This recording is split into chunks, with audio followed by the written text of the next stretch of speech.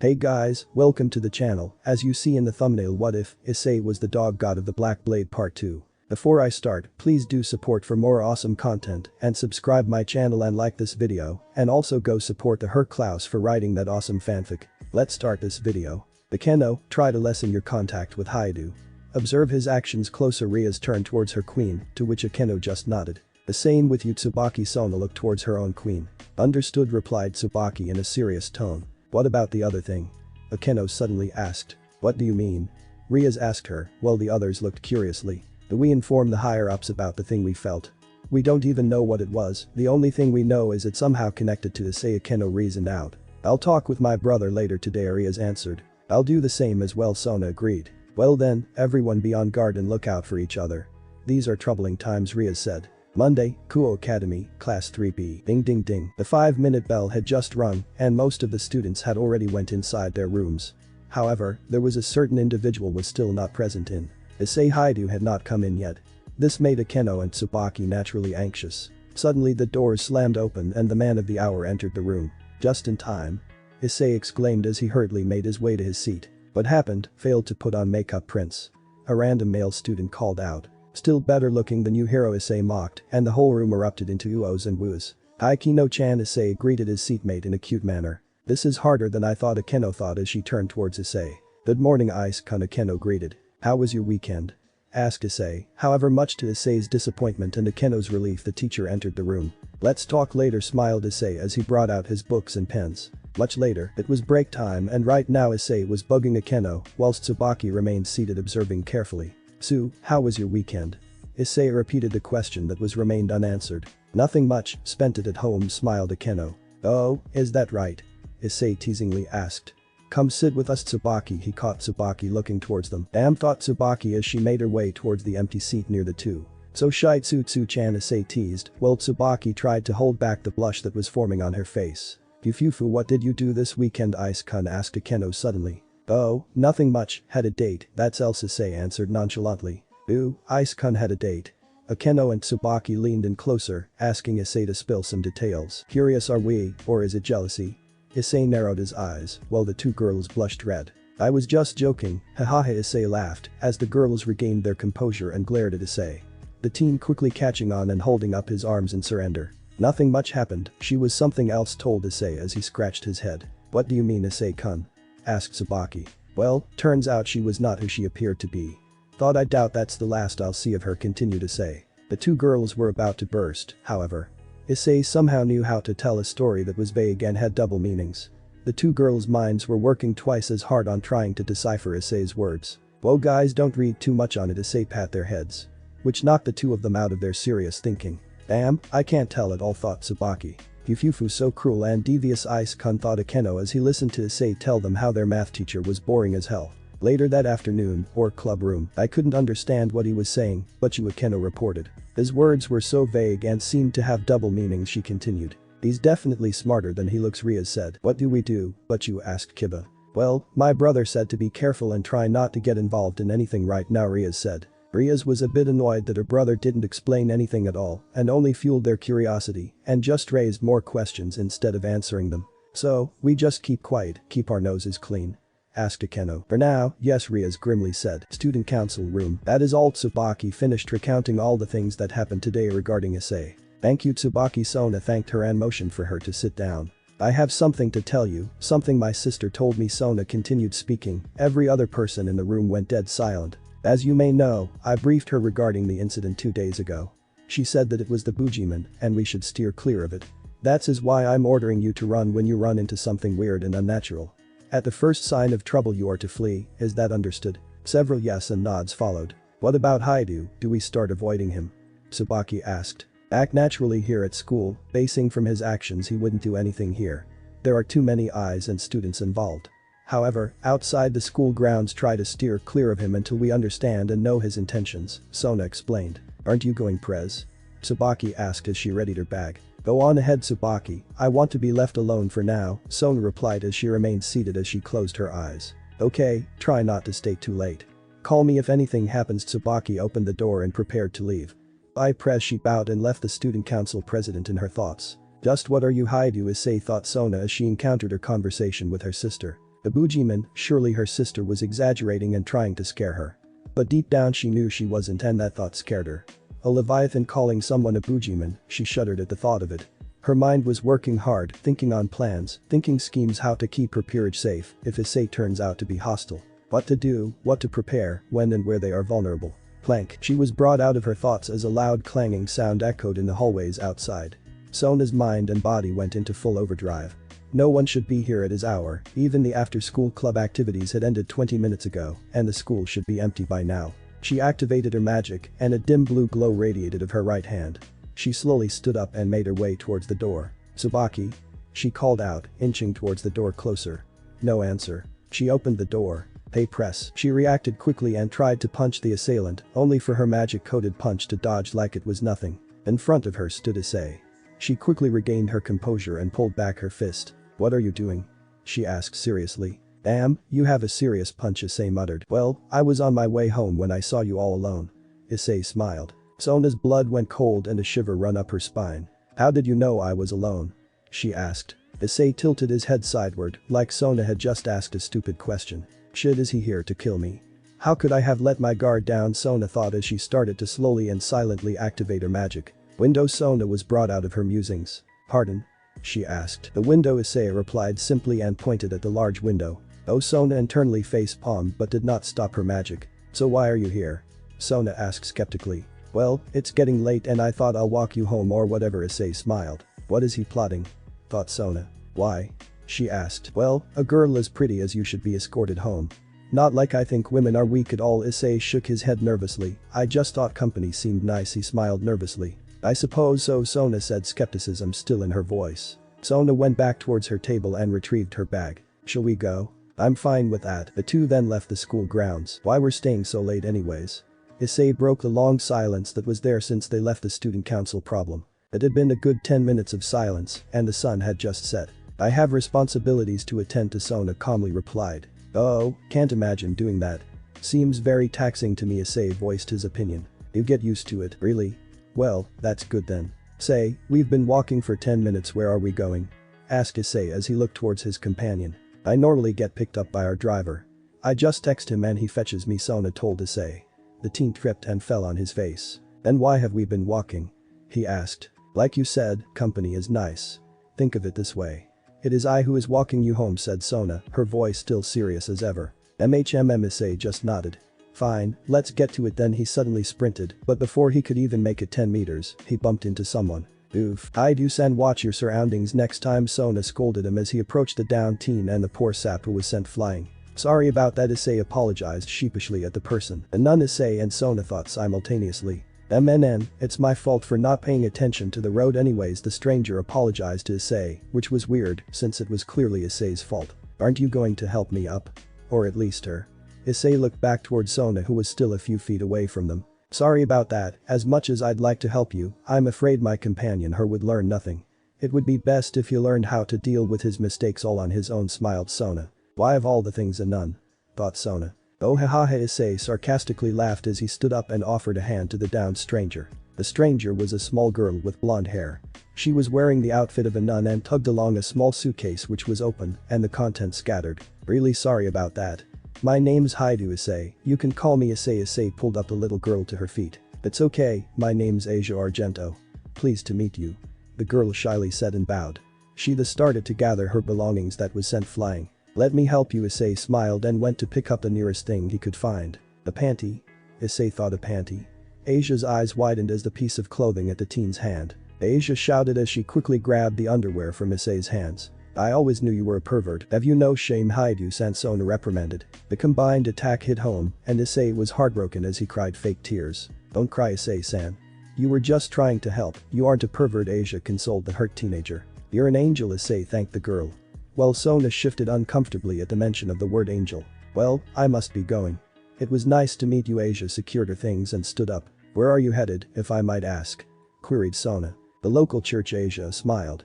"Well then, I'll hope to see you again." The little girl bid goodbye and left the two alone. "So, what's with you?"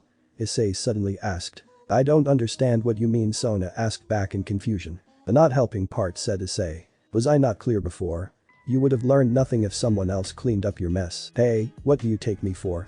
Issei angrily shouted. The person who runs without looking where, she said simply. Issei just grumbled under his breath. You can call me Issei or just Ice, I'd actually prefer that instead of Hyoudou-san, he said to the girl. Understood, then you may call me Sona, said Sona. Sure thing Sona-chan, Issei smiled. What? The girl blushed red. I said, it's okay Sona-chan. The teen boy leaned closer to Sona. Now how about you say mine, Ice, she muttered. What? Issei leaned in closer. Too close, she kicked the teen in the shin, which resulted in instant knockdown. Hey, that was uncalled for, ugh, it hurts, groaned Issei as he rolled around the ground. You were getting in my personal space, she retorted. Is he really devious? Is this all an act? Thought Sona. Was she having feelings for this man? Her mind was in turmoil right now. Abandoned church, outskirts of Kuo. For the first time in 2 days, Rainer opened her eyes. Where am I? She asked to no one as she looked around slowly. Rainer, you're awake, Donosik greeted her coldly. What happened? She asked the middle-aged man. You failed. Donosik said with disgust. You got beat by a lowly human, and now Kalwerner has to clean up your mess. Suddenly, Rainer remembered everything and it hit her like a train. No. No. Call her back, a monster, she's up against a monster. She'll die, Rainer shouted and tried to get out of bed. Only to be stopped by Donosik. Enough, I knew you were far too weak and immature to be doing something like this. Now sit still as we clean up your mess. Donosik punched Rainer in the gut. Rainer coughed and was forced back down. Make yourself useful and go help Middled. You're not running this show now, I am. Donosik smiled evilly. Kalwerner thought Rainer as she walked away from Donosik. Hi to residence. Thanks for walking me home. Issei waved goodbye to Sona as she entered the vehicle that went to pick her up. Issei then entered his home, which was surprisingly dark. He assumed his parents must have been home by now. He opened the lights and entered the kitchen when he noticed a note on top of the table. He picked it up and read it. Your mother and I went outside for date night. There's dinner on the microwave. Just heat it up. Love, Mom and Dad. He sighed and just smiled at the thought of his parents enjoying the night. They deserved happiness, Issei thought. He went towards the microwave and opened it to see what dinner was. But before he could fully see what it was, something went off in him. Incoming Jin, warned Issei as their front windows was smashed open. Issei quickly made his way towards the source of the sound and was greeted by another fallen angel. PCH, more pests. Now don't be so pessimistic. I assume you're not here to sell Girl Scout cookies. Issei said mockingly. Those are your last words, human. I will not fail like she did, the intruder said, voice filled with venom. Remember the name Kalwerner, remember who killed you, the intruder introduced herself. Funny, that's what she said. Issei grinned. Kalwerner brandished a yellow weapon that resembled war glaive, except that the tips looked like enlarged tips of spears, and stood silently watching Issei. How noble of you, Issei mocked, as he summoned his personal sword Shadow Piercer. It was a pure black katana, with white cloth tied loosely around the hilt. There is no honor in killing an unarmed insect, Kalwerner said. So, is there an honor in killing an armed insect? Issei asked, twirling his weapon. Dust I, Kalwerner said, and she leapt towards Issei. Kalwerner thrusted her weapon towards Issei, which he just deflected away with his blade. Kalwerner then quickly adjusted her grip and made a slash towards Issei with the other end of her weapon. Issei just jumped backwards and dodged the wide arc that followed. Trying not to give Issei any breathing room, she charged once more, this time feinting a strike to Issei's left, which Issei deflected easily. Seeing the opening on Issei's side, and with the advantage of the weapon, Kalwerner changed hands to change the direction of her attack and went for an attack on Issei's side. Only for it to be deflected away. She quickly disengaged and jumped back. She was sure he was open. Then she realized what happened. He did not move his arms or blade for that matter. The blade on his weapon extended and curved to deflect her attack. She grinned. This was going to be fun after all. Come at me with your best, otherwise you'll die, Issei grinned wildly. Insect. That's my line, snarled Kalwerner as a light spear formed on her free hand. Issei's grin just got wider and taunted Kalwerner to attack. This just angered the latter and she dashed even faster than before. Like a meteor she dashed towards Issei and managed to blast him out of the house. Not letting up, she quickly followed the body she just sent flying, only to be greeted by a downward slash towards her face, which she barely managed to avoid at the last second. Surprisingly, Issei was not wounded and looked like nothing happened to him. Kalwerner formed a light spear in her free hand and threw it towards Issei, not bothering to see if it hit her target. She followed it up and threw another one before lunging towards Issei herself. Issei easily dodged the first one and decided to slash the second one straight in the middle, as his blade extended and easily disposed of it at a safe distance from him. However, the destruction of the light spear caused it to explode and a smoke screen formed. Out from the smoke emerged Kalwerner, weapon in hand. Issei easily parried her attacks. This went on for some time. Kalwerner attacking mercilessly without rest and Issei just parrying and dodging, not bothering to go on the offensive. "He's toying with me," Kalwerner thought as she realized what was happening. The thought of being played with made her blood boil and fueled her drive further. She went at Issei with much more power, however sacrificing her accuracy and precision, making it easier for Issei to predict and dodge or parry her attacks. This went on again for some time, Kalwerner attacking, Issei defending. After several barrages and flurry of attacks, Kalwerner's attacks became sloppier and slower. Her stamina was depleted and she was tired. She had cuts all over her body and her clothes were basically non-existent due to the damage it endured. However, on the other hand, Issei was getting faster even. No signs of fatigue or slowing down appeared in him. She thought Kalwerner as she realized she was about to meet her end. "Don't be so dark, I won't kill you," yet Issei said to her as if reading her mind. Issei dashed towards her, and that was the last thing Kalwerner saw before her entire world went black. Abandoned church, outskirts of Kuo. "What's taking her so long?" Donasik impatiently tapped his foot as he waited for Kalwerner to get back. "Middlet," he called out the small girl. "Go see what happened." Audit replied Middlet as wings emerged from her back and she flew away. Hyoudou residence. As Middlet arrived at the scene, she saw Kalwerner fall, her body roughed up. Seeing her comrade fall in battle, she immediately went berserk. She saw the retreating from of Issei, who seemed not to notice her yet.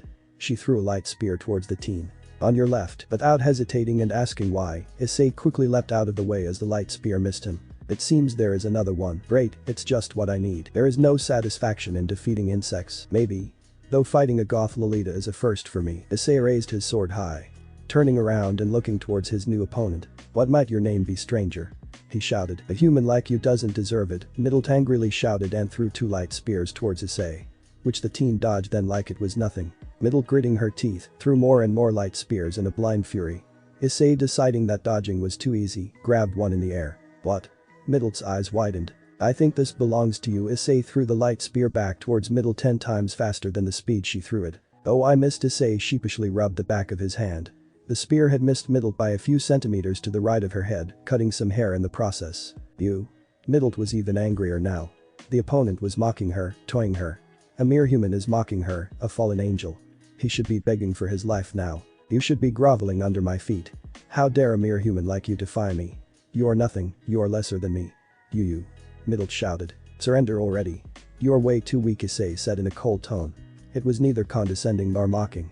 It was the harsh truth. "I suggest you get your friend and leave," continued Issei, pointing towards the downed body of Kalwerner. "Issei. We're home," shouted Issei's parents. Issei saw his parents waving towards him, walking down the street towards their home. Middlet then looked towards Issei's parents. "Don't," Issei calmly said, his voice full of authority and power. Middlet paid no heed to his warning and formed a light spear in her hand quickly. She heaved her arm and prepared to launch the projectile towards the human couple. Shick. The black blade pierced her heart. Before she could throw the light spear, Issei appeared in front of her and stabbed her directly in the heart. The light spear disappeared as blood started to pool on her chest and flowed out of her mouth and nose. Just after a few seconds, her dropped to her sides and her body slumped. Shick. Issei pulled the blade out. "I told you," Issei said with no emotion as his blade vanished. He let her body drop down on the ground and he turned back and walked towards his parents. "Who was that, son?" asked Issei's father. "Just a classmate asking about a homework." Issei smiled. He didn't like manipulating his parents, but this was necessary right now. "Oh, that's good," Issei's mother voiced out. "Let's go in, shall we?" Issei ushered them inside. Issei snapped his fingers right before entering, and Kalwerner's and Middlet's body were wrapped in shadows, the former reappearing on his bedroom. "Abandoned church, outskirts of Kuo." "What do you mean she's not there?" Donasik angrily shouted towards the phone he was holding. "Our man waited all day at the airport, but she didn't show up." He asked around and found out her flight arrived earlier than expected. "She's already in town," the person at the other end nervously said. Donasik was angry as anyone could get right now.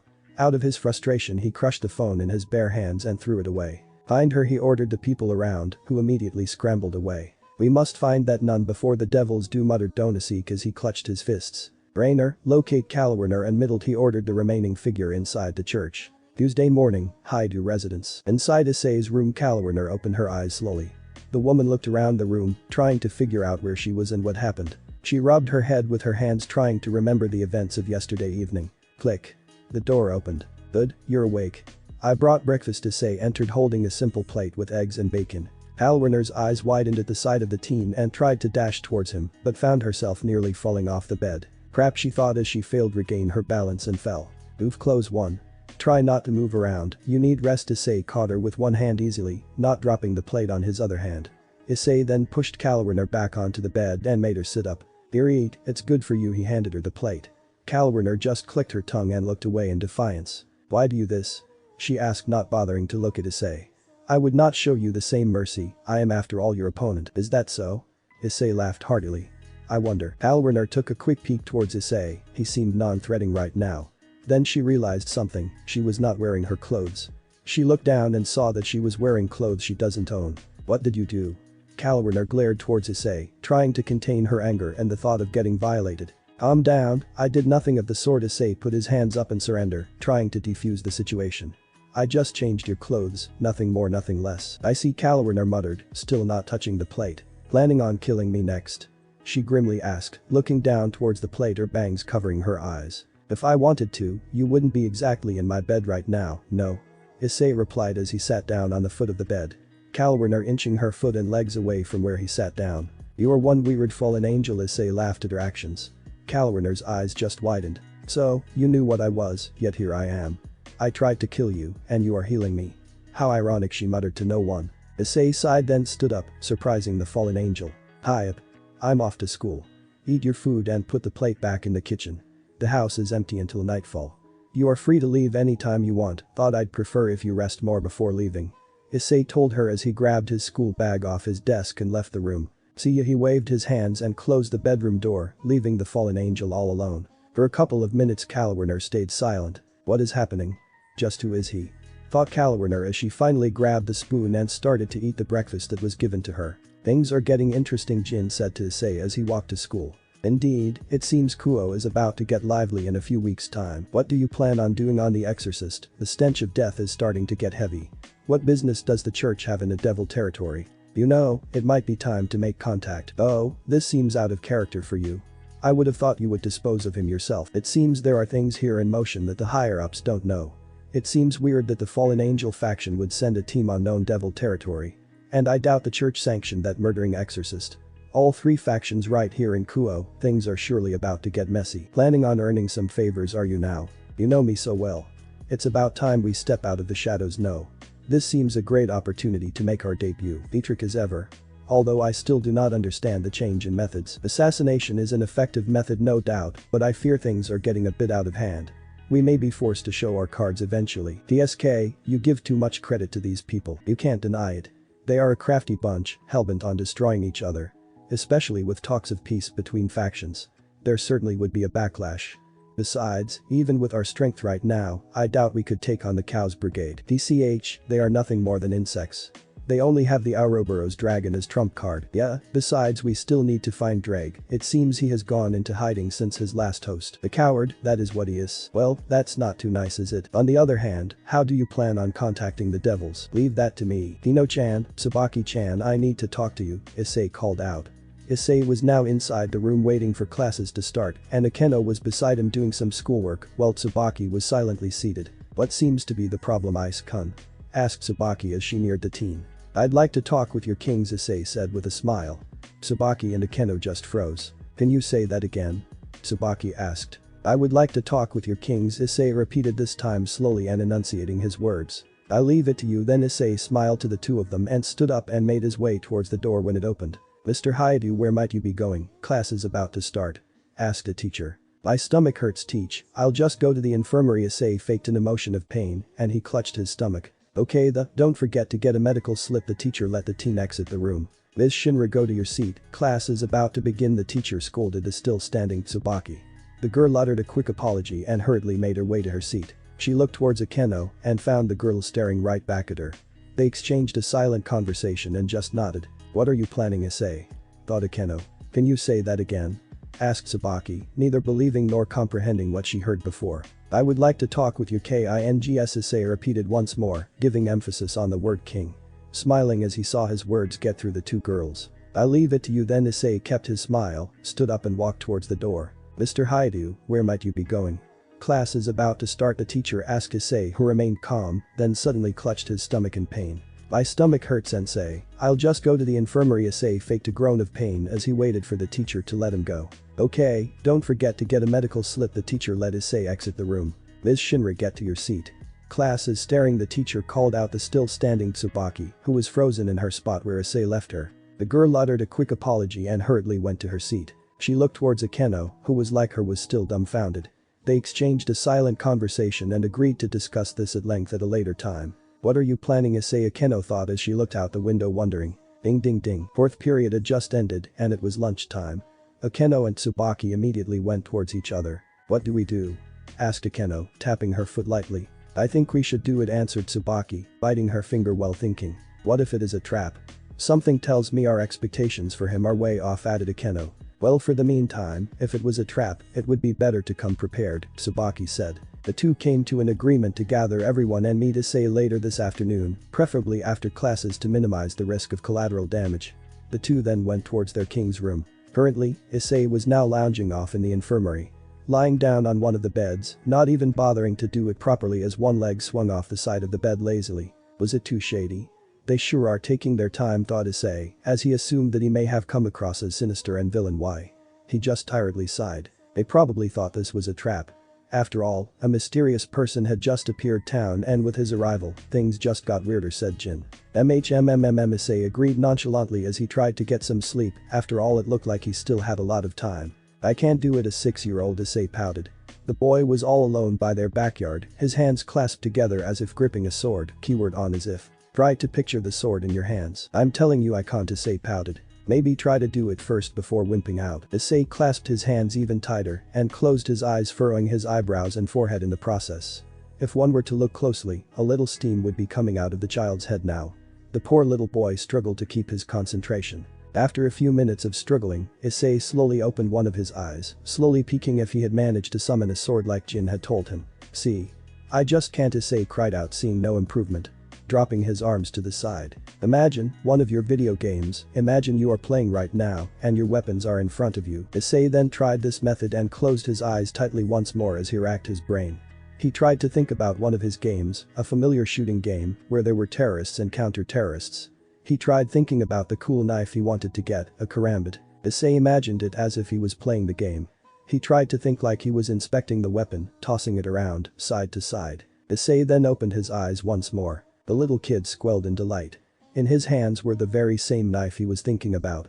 Then as quickly as it came, the knife disappeared once more. Don't get too excited, still keep your focus. Issei excitedly replied as he once more closed his eyes and tried to summon a knife once more. This kid might just have hope yet, Jin thought to himself. What in the? Jin thought as he noticed Issei summon a sword. No, not a sword, something else. Issei suddenly shouted and waved his arms frantically as he rubbed his head together. For a split second, Jin saw it clearly. Issei summoned a black dildo. Curiously, he looked into the thoughts of the kid who was still clutching his head together and rolling around the grass. I'm never going in daddy and mommy's closet anymore, Jin heard the thoughts of Issei, his eyes widening as he nearly choked on his spit, metaphorically of course. Ice-kun. Issei felt someone shake his body as he slowly opened his eyes and woke up from his dream. In front of him were two familiar girls, Akeno and Tsubaki. They both stood over him. He quickly looked at the clock at the wall. 12:40. Took them a long time, Issei thought. He looked towards them. They just returned the look. This time Issei raised his arms up and shrugged his shoulders in a gesture that said, what? We have agreed to meet with you. Tsubaki broke the silence. Wasn't so hard, was it now? Issei sarcastically said as he stretched out, trying to get his body fully awake. A few bones cracking in the process. Yufufu Ice-chin is so bad. He doesn't even know how scary and mysterious he is. Akeno chuckled in a playful tone. You're scared of me? Issei asked in fake shock as he pointed towards himself. I swear I'm an upstanding citizen. Scout's honor. The boy raised his hands to perform the scout salute. Still, Ice-kun, can we really trust you?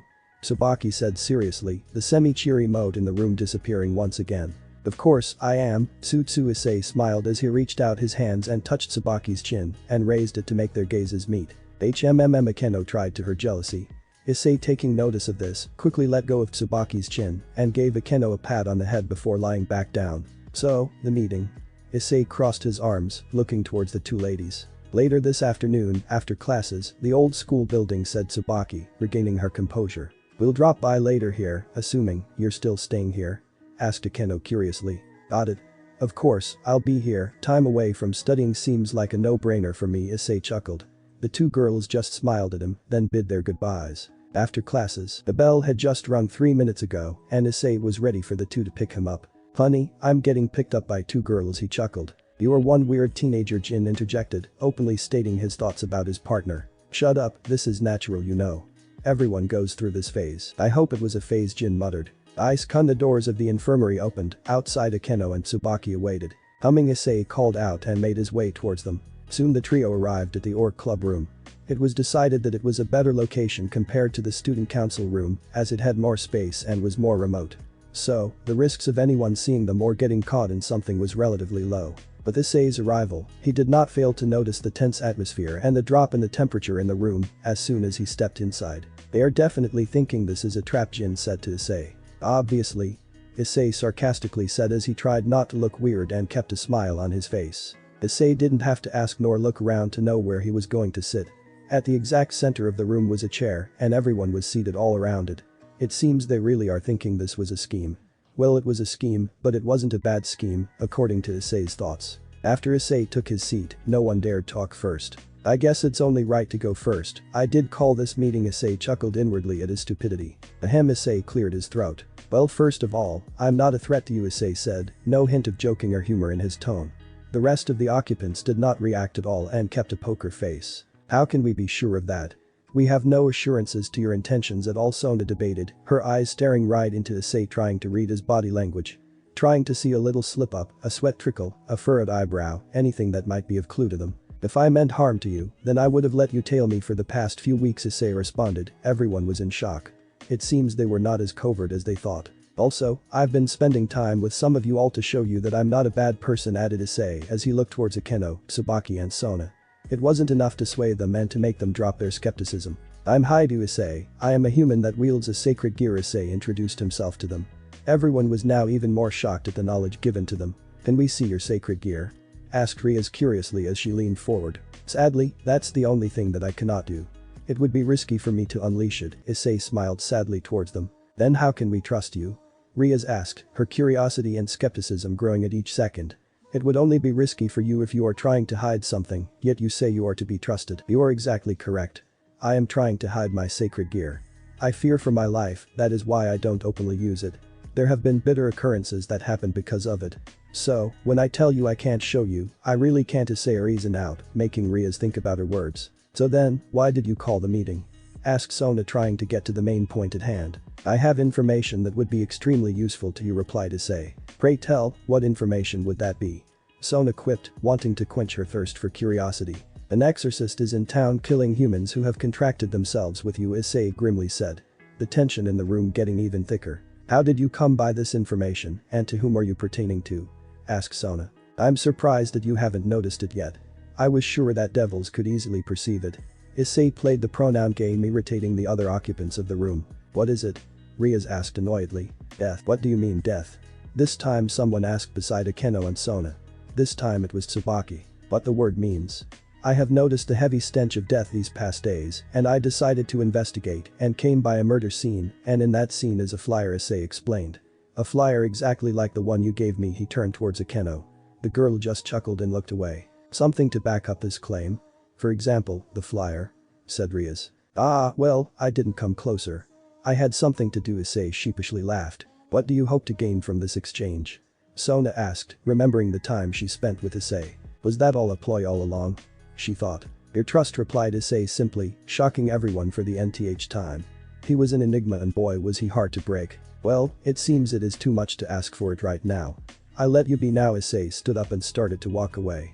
Right before he left he stated one last phrase. It's better to be safe than sorry, and with that he went home. That worked out well, Jin sarcastically thought. I thought so too, smiled Issei. What do you plan to do now? Give them information that would really win them over. And where would this information come from?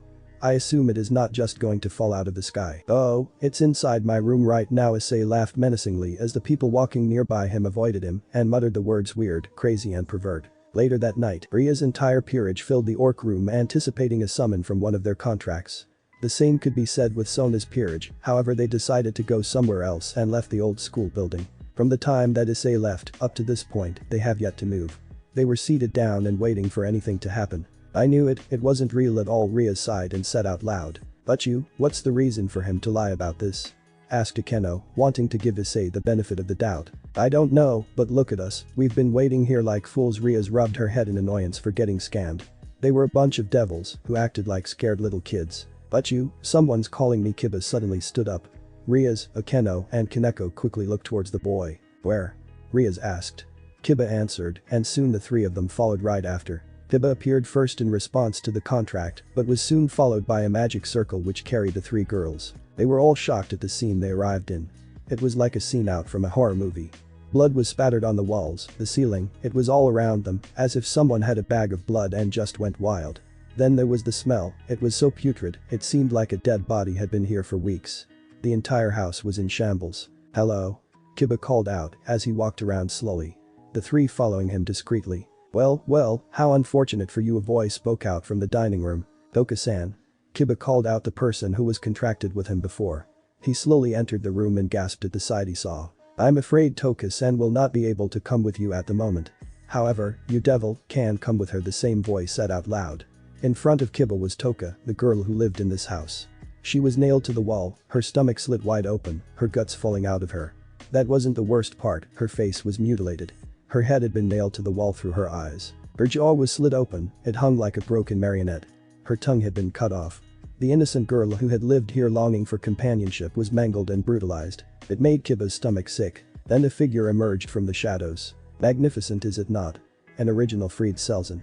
Might be my best work yet. It was the same voice from before. The man was smiling at the corpse before him, like a kid who was smiling at his macaroni painting. Did you do this? Kiba was trying to contain his anger, he clutched his fists tightly. She was a filthy human who was affiliated with devils, and you are a devil. Trash. Fried spat in disgust as he brought out his weapon. A light sword and an exorcist gun. It was at the moment that Rias, Akeno and Kaneko revealed themselves. More of your kind? Fried asked in an amused tone. Very well, more to play with. He licked his lips as he stared at Rias and Akeno's bodies. The two girls shuddered at the gaze of the murderer. I'll kill you, Kiba said, his hair covering his eyes. He summoned his own sword and got in stance. You can try. Fried smiled and aimed his gun towards Kiba and fired. Kiba dodged to the right, evading the bullet, making Fried shoot one more towards his direction, which was still dodged. When he got close enough, Kiba swung his sword towards Fried, his anger and rage making his attacks powerful but sloppy. Fried easily predicted it and countered and managed to slash Kiba's side. Kiba immediately retreated at the contact. Kiba-kun, are you okay? Rias asked worriedly. Kiba immediately inspected his wound, gritting his teeth he looked back towards Fried. It just nicked me, it's not that deep, Kiba said. Without any warning, Fried once again shot his gun, this time it was aimed towards Kaneko. She jumped to the right, barely evading it. Rias and Akeno, getting pissed off at the exorcist in front of them, decided to step in. Akeno gathered lighting in her hands and unleashed it towards Fried. Rias on the other hand gathered some dark magic in her hand, although it was unruly and had no true form, she managed to fire it towards the exorcist. The two attacks met and there was a large explosion. Dust and debris scattered all about, and when the dust cleared, a good portion of the house was missing. Akeno and Rias were more shocked at their target. Instead of a crazed human maniac, in its place stood a chimera. It seems Fried Selzen had transformed into a chimera, making his body grow, altered his body, which made him grow fangs and an extra arm at his back. The creature laughed before dashing towards the two. But before it could even cut half the distance, it was intercepted by a kick from Kaneko, sending it to the crumbling wall of the house. Although managing to land a direct hit, the creature after landing immediately stood up and ran towards them once more. Like the time before, he could not even come close before being intercepted. This time it was Kiba's swords. The creature backed away and clearly annoyed. I'll kill you all, just you wait. The creature managed to speak in an unnatural growling noise before it jumped towards the crumbling wall and making it fall. With the dust and distraction, the creature disappeared into the night. What was that? Akeno asked, her hands still crackling with electricity. Rias was interrupted. But can you make her body disappear? Kiba said in a low tone as he approached the mutilated corpse of what he considered a friend. Rias nodded solemnly, while Akeno and Kaneko went towards Kiba and comforted him. Rias chanted a spell and a magic circle enveloped the girl's body and disappeared. Kiba, who was the most devastated, was silent, and yet he clutched his sword tightly, as if his life depended on it. We'll avenge her, Kiba, Rias said to Kiba. That's right, we won't stop till we make him suffer, Akeno added. Yes, we will kill it, Kaneko chipped in. The next day, as Issei predicted, he was once again summoned to the occult research club room. This time though, only Akeno went with her, while Tsubaki said she had some things to do. Thus, Issei was once again sitting on the chair in the center of the room. I'll get to the point, did you know of that creature? asked Riaz, her voice serious and asking for the truth. The chimera was it, Issei answered, the occupants of the room tensing a little bit at the mention. How did you know? Questioned Riaz once more as he got up on Issei's face. Her eyes looking straight towards Issei's bi-colored eye. Let's just say my sacred gear lets me sense things better, Issei said, mimicking Riaz and going even closer. It was enough to fluster the redhead and she immediately backed away. How come you didn't do anything? Kiba's voice asked. Issei looked towards the boy and sighed. He noticed the look on the boy's eyes. It was full of vengeance and emptiness at the same time. No doubt, they failed to save the poor human. Circumstances prevented me from stepping in, Issei simply said, fully knowing that no one was contented with that answer. Suspicious Kaneko glared at him. I can help you find it, Issei suggested. Everyone perked up at that. How? Kiba asked before Riaz could. I have more information regarding the matters at hand, replied Issei as he looked towards them. The exorcist is working with a group of fallen angels who are planning to steal a sacred gear from a member of the church, continued Issei, as everyone tried to comprehend his words. A bit confusing, isn't it? Issei chuckled inwardly. How do you know this? Riaz asked. I have an informant, a very trusty informant, replied Issei, voice full of confidence. Issei had just gotten home and he was very tired. He had just met with the two heiresses of some very powerful devil clans and it went a bit awry. He opened the door to his room and was greeted by a figure who had been freeloading of his family. Say Kalwerner, why are you here? Issei asked as he lied down halfway on the bed, his foot still touching the ground. His head pushing up Kalwerner's side. Kalwerner was currently seated up on his bed reading a book. Conversation for Dummies. You're the one that took me here, remember? Kalwerner replied, not even bothering to look up. Don't remind me. You already feel at home, Issei grumbled. Well, you did tell her try to feel at home, Jin countered. It's a figure of speech. No one has ever taken that literally, Issei mentally screamed at his partner. Aren't you smart? I mean, why are you here in Kuo? Asked Issei. This time Kalwerner sighed and put her book down and looked at Issei. What?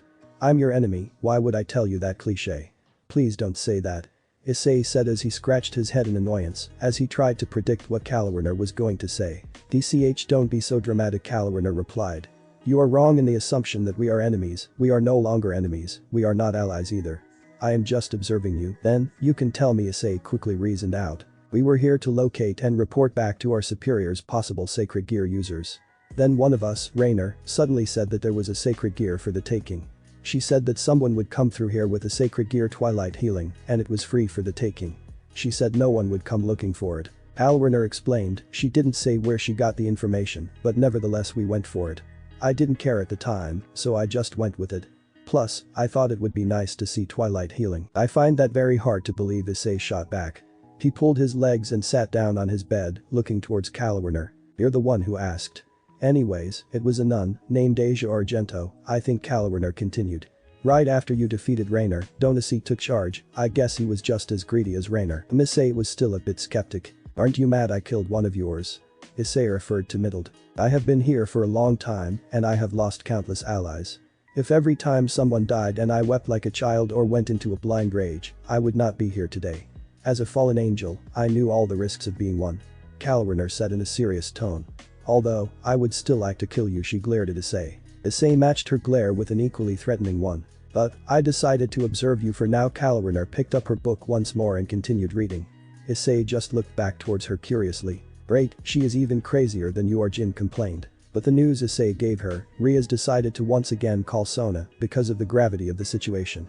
This is why Sona and her peerage were once again in the orc room. Can you find this chimera?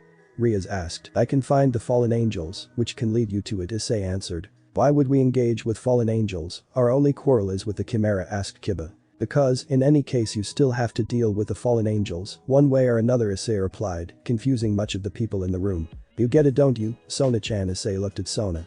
She just nodded in response. What do you mean? Kiba asked confusedly. If we were to leave the fallen angels and hunt down the chimera, we would have to deal with their possible retaliation. Also, if we are not to address the fallen angel issue, and should they come through with their plans, it would mean trouble for us, Sona explained, everyone listening intently. If a member of a church was robbed of their sacred gear, there would be an intense investigation. As the recorded inhabitants of Kuo, we would be scrutinized. The higher-ups will not be able to help us. You're right, Riaz agreed, finally understanding the circumstances. But can you explain more? We are still a bit confused, Akeno requested. Sona and Riaz looked at their respective peerages, and true to Akeno's words, they were trying their best to understand it. Simply put, the higher-ups will not risk breaking the truce for just 2 peerages. especially with two heiresses of Gremory and Citri clan. It would look like favoritism. It would be disastrous for them internally and externally, let's call it for the greater good. So, we would be dealing with the wrath of the church all on our own, Riaz explained at this time. This time the others slowly comprehending it. Well said, Issei started clapping. Of course, I would be lending my strength this time, Issei smiled. All a compensation for last night. Issei looked towards Kiba, wiping off the smile in his face. Showing the blonde that he was serious. Soon, the two peerages had decided that Ria's peerage was to be the main assault force. Even though they are a smaller peerage, they were pretty adamant. Reasoning out that they had a score to settle. Thus, it was decided, Riaz, Akeno, Kiba, Kaneko, Sona, Tsubaki, and Issei as backup would go to the church. While the rest of Sona's peerage would be on collateral damage mitigation. They would mop up any stragglers from the fight and act as backup should the need for it arise. Later that night, everyone was ready and in position. The main group waked towards the abandoned church with Issei leading them. Makes sense to set up base here, Tsubaki muttered. The last place a devil would go to, and pretty far away from the school. Yup, Issei said, popping the peat. Tsubaki was just shocked he had heard her. Soon reached the top of the hill and made it before the church. Church was no other than Donosik and Rainer. The bunch of kids, hahaha. Donosik laughed. Is this it? Don't get ahead of yourself, old man, Issei mocked Donosik. You might break your hips or something. I will crush you like a gnat, Donosik declared with bloodlust. Sadly, I will not be your opponent. Issei turned towards the devils. I said I will lend a hand, not finish the job. I'll tag in when it gets tough. Issei smiled evilly at them. Good luck. Issei disappeared. Ahahaha, it seems he was a coward. Donosik laughed out loud. A coward and a deserter. Now don't be like that. It simply would not just be fun if I fight with you. Issei appeared right behind Donosik and whispered in his ear. The fallen angel was shocked and there was a delay in his reaction. By the time he swung his sword around, Issei was no longer there. The devils were just shocked at Issei's display of power and confidence. Meanwhile, Rainer was a bit nervous, especially with Issei lurking around. To put it simply, it would not be a fight, old man. Now play nice. Issei's voice rang out through the night. This only made Donosik angrier and even more agitated. Well then come, he taunted the devils. Kiba, Kaneko, go inside the church. Rescue the nun. Riaz ordered. We'll deal with the fallen. But that the six split up into two groups. Riaz and Akeno, Sona and Tsubaki, Kiba and Kaneko. Riaz and Akeno engaged Donosik, while Sona and Tsubaki engaged Rainer, leaving the two to dash inside the church. With Riaz and Akeno, you overestimate yourselves, Donosik mocked them. A pair of black wings emerged from his back and he flew up. He started to form two light spears and threw them both towards Akeno and Riaz. The two dodged them easily, but not expecting an immediate follow-up from Donosik, who had now a light sword and made a mad swing towards Riaz. The redhead barely dodged it, the blade missing her by mere inches. Displeasured by the fail of his attack, Donosik quickly changed his footing and changed targets. This time he dashed towards Akeno. However, Akeno was already watching him and was ready. The priestess of thunder threw large lightning bolt towards the fallen angel. With years of battle experience, Donosik dodged it impulsively. But was unable to consider the attack Riaz had sent his way. It seems the two girls coordinated an attack, betting on Donosik to dodge the first attack. Riaz's attack hit him dead on. It seems this will be fun, Donosik grinned as he readied once more. But Sona and Tsubaki and Rainer exchanged attacks as their weapons met fiercely. Tsubaki's Naginata parried another attack from light spear Rainer had been using in close combat. After a flurry of strikes and parries, the two backed away from each other and disengaged. You're not serious, are you mocking me? Tsubaki asked, her eyes filled with a deadly glint. It seems like their opponent was not taking them seriously and her attacks were half-assed. There's no point, he'll just kill me easily, Rainer muttered under her breath. Could it be? Is she talking about Issei? Both Sona and Tsubaki thought. Then Tsubaki simply said and dashed towards Rainer once more. With Kiba and Kaneko. Welcome, I promised to kill you, didn't I? The familiar face and voice of Fried Selzen greeted them. This time he was already in his chimera form. Kiba and Kaneko just gritted their teeth in anger. It's you who will die, replied Kaneko. We'll see about that, Chibi-chan. The grotesque creature managed to smile. Kiba summoned his flame sword, while Kaneko surrounded herself with Kai, her Tauki form. The two attacked in unison. With Kiba's speed though, he reached Fried first and went for a wide slash at his stomach. The creature dodged backwards, Kiba just smiled. The blonde-haired boy managed to lunge towards Fried after regaining his footing, his sword ready to pierce the creature's stomach. Seeing no opening for escape, Fried jumped back and his weird foot claws managed to get a foothold on the wall and used it as leverage to jump over Kiba. While mid-air slashing towards Kiba, which the boy barely managed to dodge by ducking. Then came Kaneko. Before Fried could even land, he was forced to the ground with Kaneko axe kicking him straight down. Seeing the opening, Kiba immediately went for an attack and managed to wound Fried's legs. Not wanting to give the creature breathing time, Kaneko followed up Kiba's attack with a roundhouse that sent the creature flying straight to the altar. With Ria's and Akeno, it seems Ria's and Akeno's power trumped by Donaseek's battle knowledge and experience. Donaseek was roughed up a bit, small cuts littered his body, meanwhile the two were not in better shape. Akeno was roughed up a bit from taking kamikaze hits from Donaseek, Ria's in the same state. It seems that Donaseek did not mind taking some damage every now and then. What troubled them was it didn't seem to trouble the fallen angel. The guy just kept coming and coming. But let's end this, Akeno gritted her teeth. Yeah, let's, Ria's agreed as they charged up their attacks. Akeno then let out a torrent of lightning strikes towards Donaseek. It wasn't mean to take him out though. Ria's charged up demonic power in her hands, gathering more and more. Then right before Akeno's barrage ended, she unleashed her attack straight towards Donaseek. Akeno's lighting wrapped itself around Ria's attack, making a combined attack and an even stronger explosion when it hit. Don't let up, Ria's said. They closed the distance a bit and Akeno started flying around, letting out a barrage of lightning strikes. While Ria's waited for Donaseek to jump out. It seems their combined attack managed to do something, as when Donaseek emerged there was a large cut on his chest. Ria's, taking this advantage, unleashed her attack. Even a very experienced fighter could not dodge a point-blank attack. But Sona and Tsubaki, with Rainer not fighting at 100%, it was a one-sided beatdown. Sona didn't even have to do that much and she let Tsubaki fight her. Tsubaki easily countered and parried Rainer's attacks. Meanwhile Rainer could not keep up every time Tsubaki would attack her rapidly. Boom, a body was sent flying towards them. It was Donaseek. The man tumbled and stayed down on the ground, no hints of standing up anytime soon. Sona and Tsubaki saw this as a sign to end the fight. Move out of the way, Tsubaki, Sona warned her queen.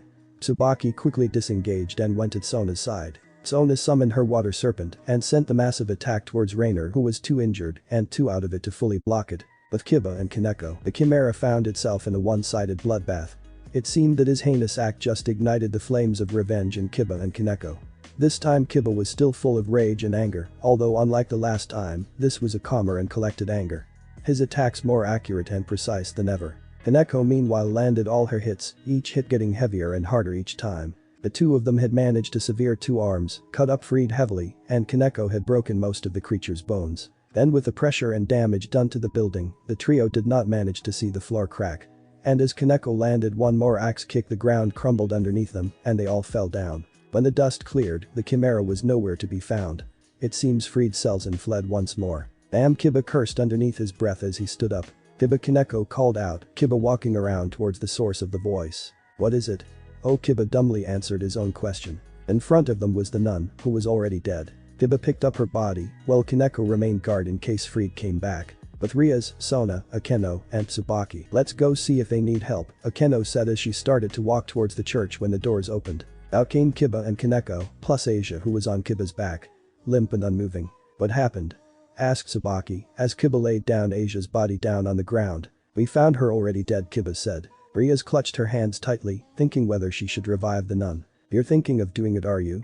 Sona asked, catching on the internal debate inside the Ria's mind. After a short while, Ria's had made a decision. She pulled a bishop chess piece and placed it on top of Asia's chest. The piece was absorbed right after.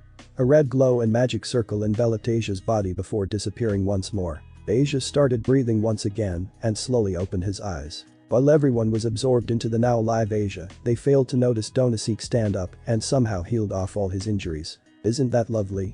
Donaseek laughed while throwing a light spear straight towards Ria's. For a moment everything was in slow motion.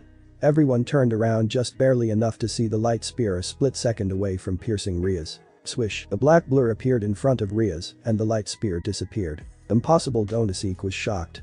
There are only several weapons in the world that could dissipate the power and strength of a light spear, and he was sure it was secure and hidden away. Issei then materialized out from the darkness, a black katana in hand. First rule of combat. Make sure your enemy is neutralized completely. Issei looked back towards the group of devils. Right after saying that, he seemed to disappear and appear in a second. It looked like he glitched out for a moment. Mons Tr Donaseek choked out his words, and blood started to trickle straight down his body. Then his wounds became more visible, a vertical cut appeared from his head to his groin.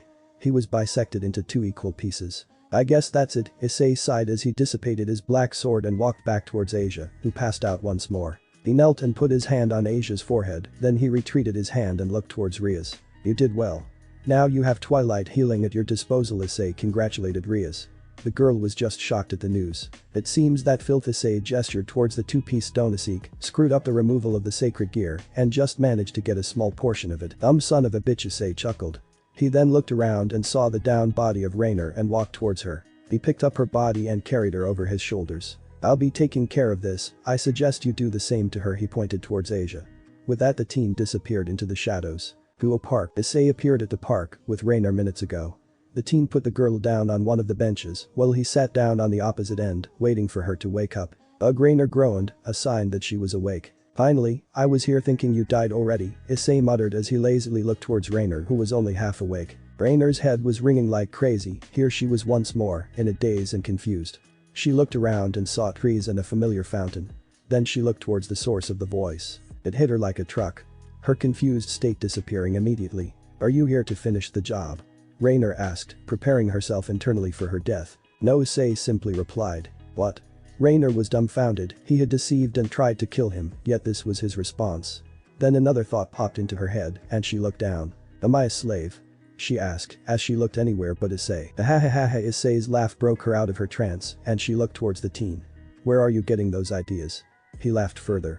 If I wanted to kill you or enslave you, Issei's smile and laughter vanishing. You would be dead or chained up already, his eyes sending a deadly glint towards Rainer, which made the girl shudder. So why? Rainer was more confused than ever. She did not know the motives behind his actions, it was illogical and unorthodox. Issei then sighed and stood up, you're being recalled. The boy simply said before walking away. What? The girl looked at the retreating form of Issei.